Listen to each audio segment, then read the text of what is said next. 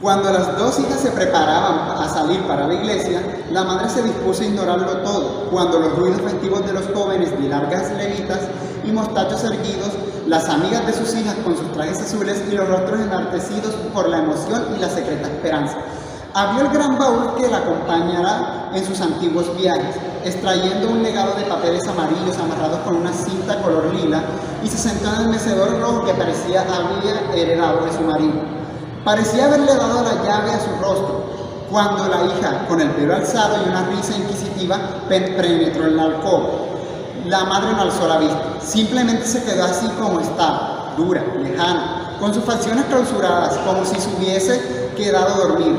El perfume de los alzares y el roce de seda quedaban afuera ante aquel muro de resentimiento que había dirigido entre ella y las dos hijas casaderas. La voz de Berta, tímida, suplicante, deseosa de ser perdonada por una falta desconocida, la rozó dulcemente. «Mamá, ¿no vas a darnos la bendición? Ya vamos a salir». Celia quiso persistir en su silencio, pero sin poder evitarlo, sintiendo que sus palabras eran más poderosas que su voluntad, se oyó a sí misma cuando modulaba con una besánica calma. «Malditas, ¿para qué quieren mi bendición? Váyanse, váyanse de esta casa. Las maldigo a sus esposos y a los hijos que van a tener con ellos». Berta retrocedió tambaleándose, como si acabaran de atravesarla con una lanza. El estupor le prestó los cabellos y sintió en su boca aguijones de muchas avispas. Quiso responder, liberar un aullido que derrumbase aquella casa y que hiciese allí mismo el sentido de aquellas palabras monstruosas. Pero su garganta estaba en otra parte. Solamente tenía ojos para ver a la madre encerrada y la terquedad aterradora. En sus facciones enemigas vio su frente azul, su mirada cuajada de vidrios aferrada a un solo sitio del cuarto. Negándola, sintió su respiración como un río que hundiéndole en el escuálido pecho. Los hombros de Berta, blancos y sólidos, parecían apretarlo, salirse de su espuma de encaje y suspenderla en un vacío sin orillas. Trató un sollozo salvaje y alzó las manos hasta sus cabellos como si, al ordenar innecesariamente las flores de alzahar y las trenzas ambamarinas, pudiese arreglar las líneas de su alma y el ímpetu de sus pensamientos. Entonces, renunciando a una búsqueda en la que se había empleado toda su existencia, salió de aquella alcoba sintiendo los dientes y la saliva del odio sobre sus espaldas. La casa era un júbilo de voces, de ruidos y risas. Berta, confusa y dolorida, buscó a Mara, al quien llamó a Berta, y ella vio unos dientes que, espadeando, susurraban algo sobre su belleza, sobre su traje, sobre la preocupación de su semblante. Todo aquello se le antojaba un sueño, como si la madre no hubiese llegado o estuviese esperándola. A ella y a Mara la puerta de la iglesia. En el recorrido de la iglesia a la casa, Berta miró fijamente a la plaza, el pueblo, aquel escenario en que había nacido y crecido, y vio la casa larga y azul en un ángulo de la plaza. Entonces, Anselmo pensaría que aquellos 14 años después, en este verano que implacable parecía deshacerlo todo. La casa tenía cierta hermosura triste a la que ayudaban a enloquecer a los almendros. El que muriera hacía 3 años y en el que Jorge mandara cortar porque sus hojas hacían demasiada basura, y el que el abuelo había sembrado. Como un símbolo o una alegoría de posesión y de esperanza, el mismo día de su matrimonio. Andrés lo apretó fuertemente y con una cabriola de su mano embriagada señaló un ángulo del aire. Berta aniquiló aquel gesto tratando de ver o descifrar algo en él. Solo vio el verano, la plaza vacía temblando entre la mañana de verano. A pesar de la hora temprana, ya la sofocación era violenta. Ningún instante, ningún acontecimiento de aquel día, por muy insignificante que fuese, podría olvidarlos nunca.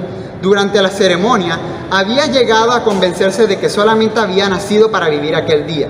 El dolor, la desgracia y la amargura que parecían culminar y al mismo tiempo iniciarse en aquel día, porque el resto de su vida lo que ocurrió en la casa fue el padre de sus hijos, hirió a su hermano y el viaje de Andrés como una fuga. Y las desdichas y las ruinas que luego vinieron no serían nada en comparación con aquel día, ya que los contenía todos, y en el cual, como en el interior de una preñada nube, se encerraba toda la tempestad de sus años futuros. Ahora Anselmo no veía a su madre, veía el oleaje de sus pensamientos sobre sus facciones, sentía la orgiástica vitalidad de aquella amargura golpeando como un mar de flechas opacas, las rocas, la arena y el suplicio y el deseo de aquellas facciones.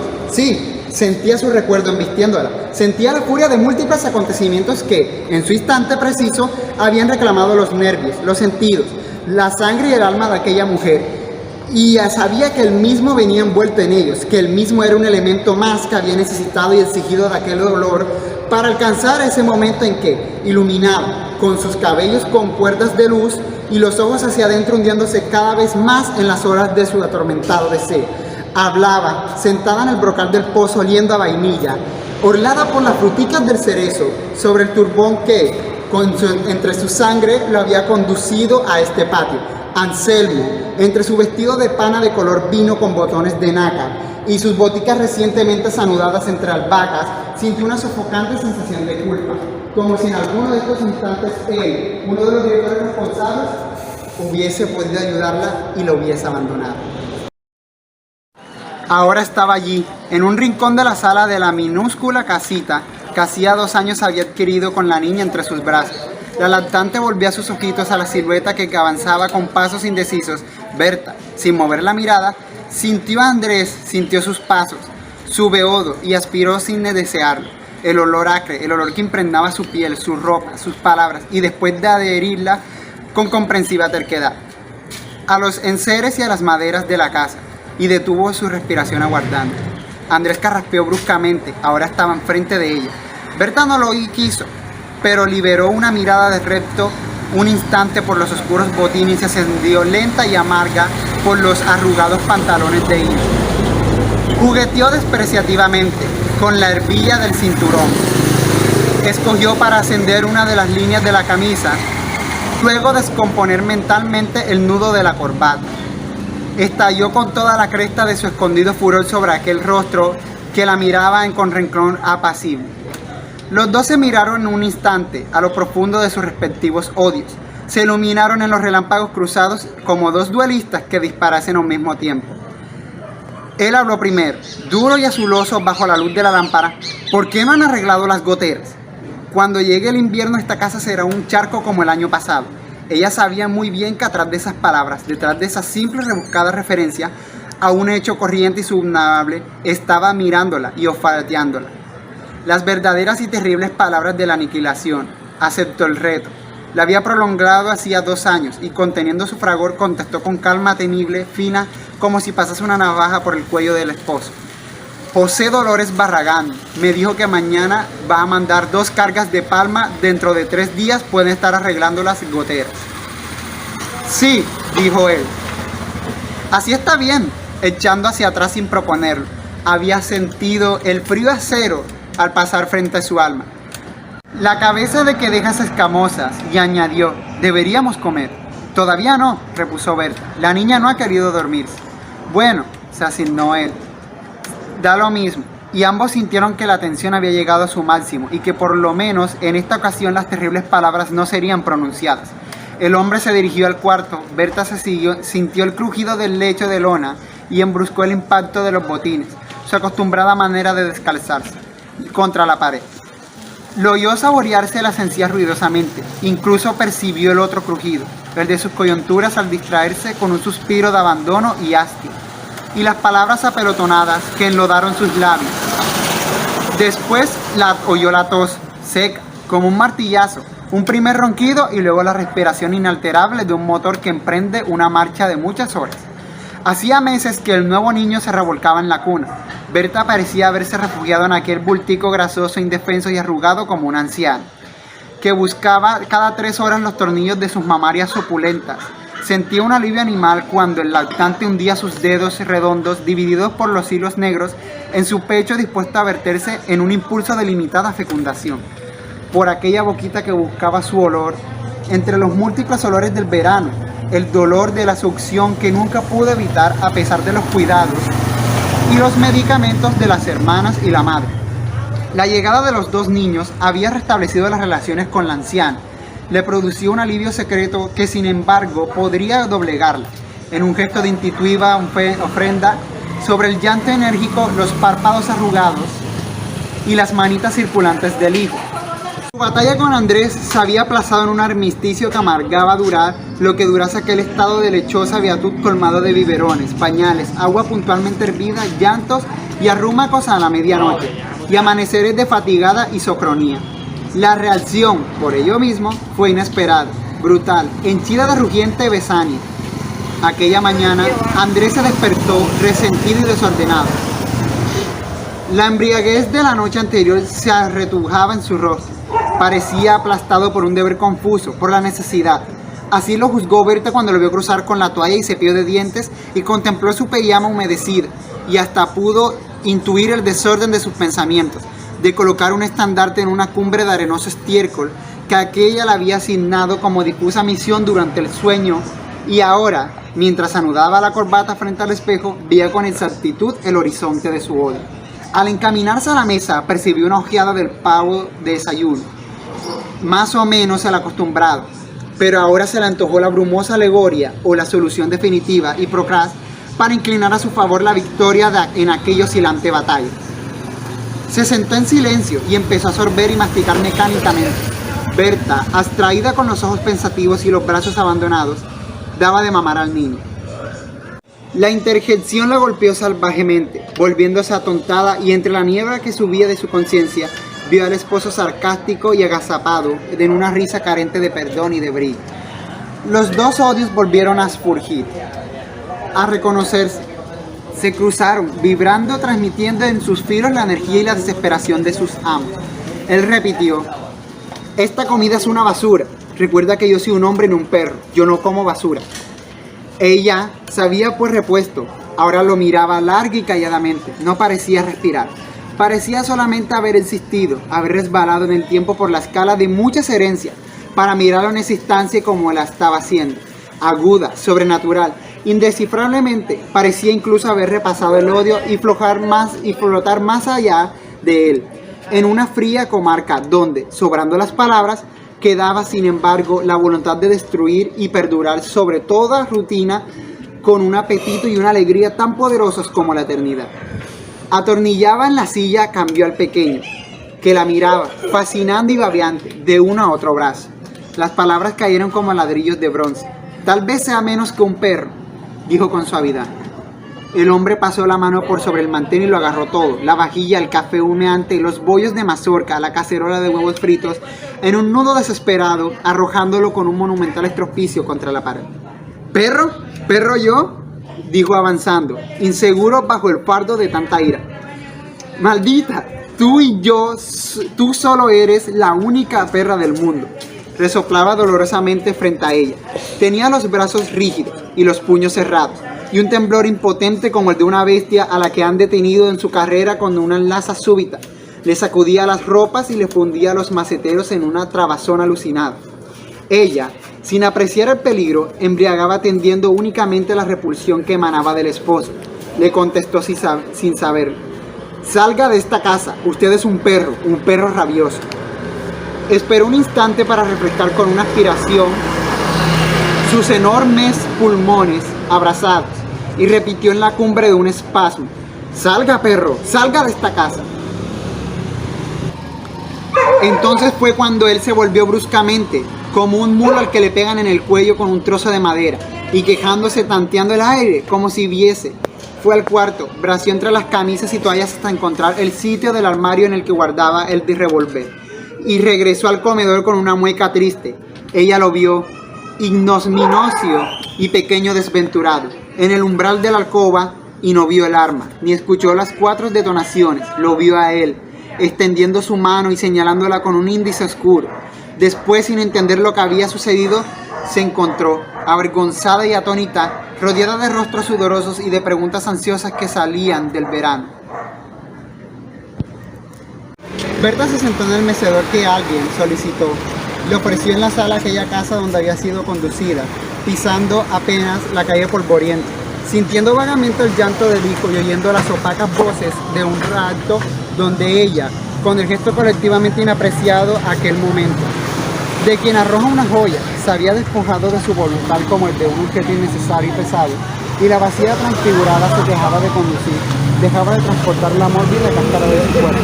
Entre el aire salpicado de muchachas semiculares y pensativas aferrándose a los horcones, ahora se balanceaba suavemente en el mecedor con la nuca, apoyaba con el espaldar el niño flojo y sin peso entre los brazos de uno de los 2 cuadros que colgaban en la pared.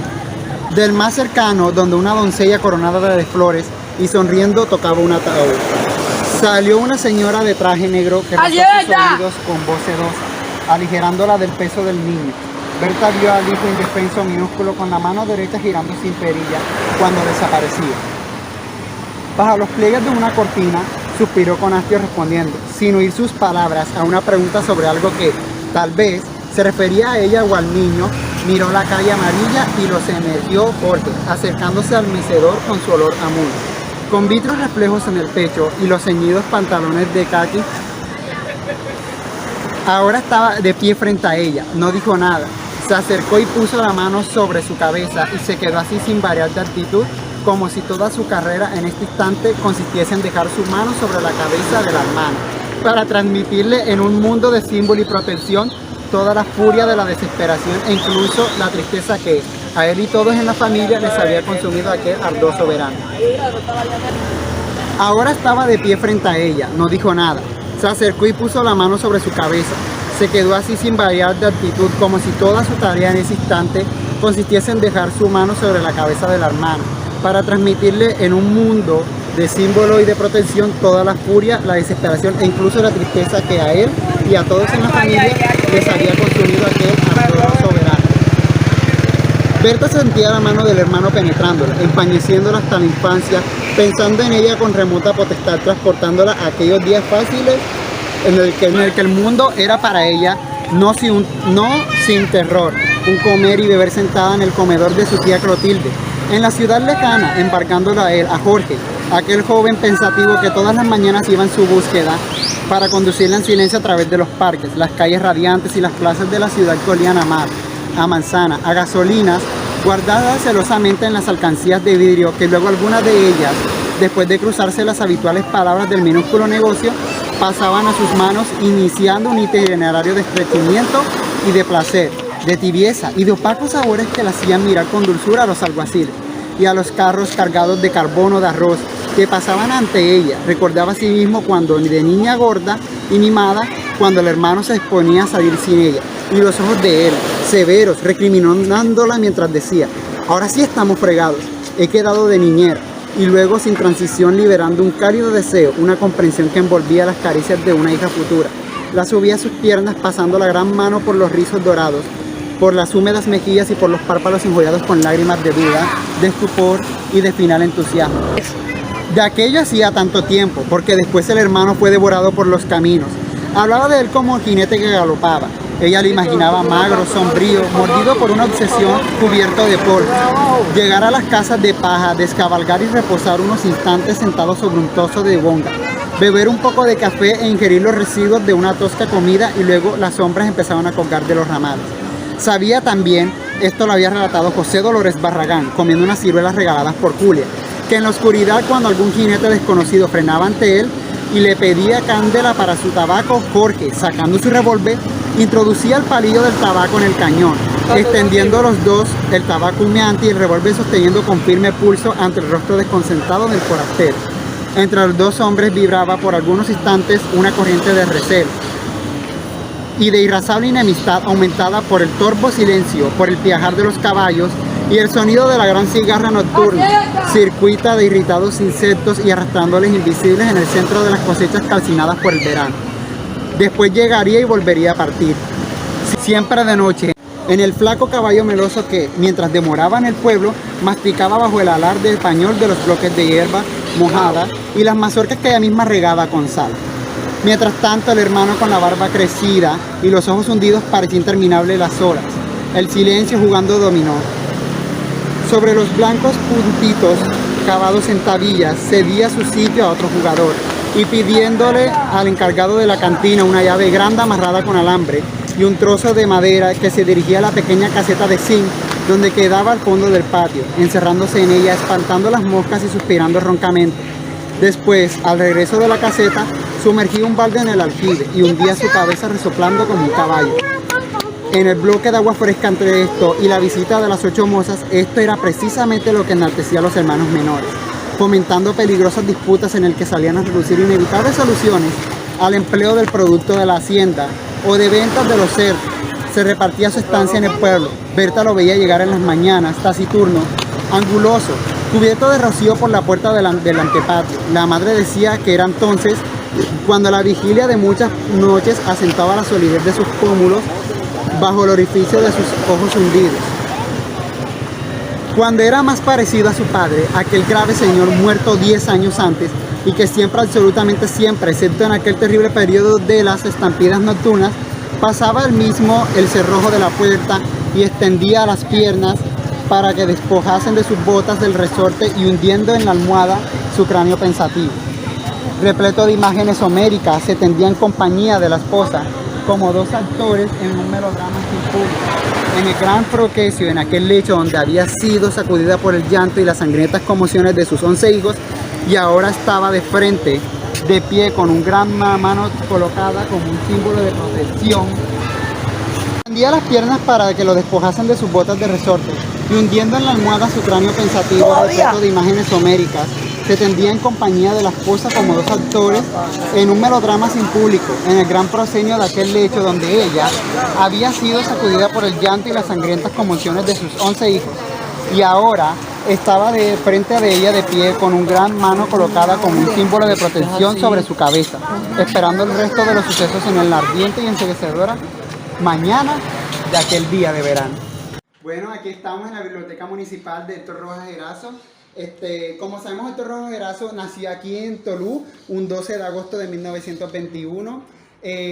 Sabemos que fue un poeta, un novelista y pintor y periodista colombiano que empezó su carrera más que todo en diarios como El Heraldo de Cali, El Heraldo de Barranquilla. Sabemos que su compañero fue Gabriel García Márquez como reportero y cronista.